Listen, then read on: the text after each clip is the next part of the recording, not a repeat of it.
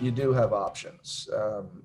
It depends on what you're doing. A lot of the easiest industry to look to is the construction industry.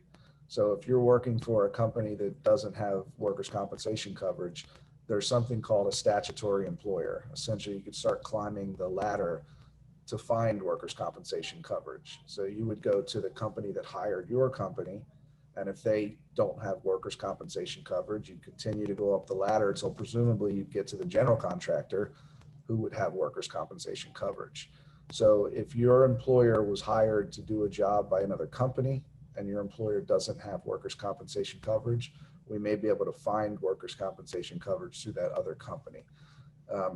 The other thing I would say is if they don't have workers' compensation coverage, but they have general liability coverage, and then that may be a situation where you could then pursue a claim against them in circuit court. I miss anything on that, Cora? Just the election of remedies. So if they don't have any coverage, and if you can prove negligence, and that's the big deciding point there.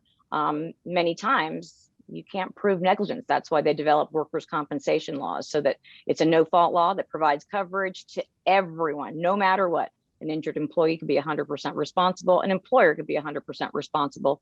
Each employee gets the same exact benefits.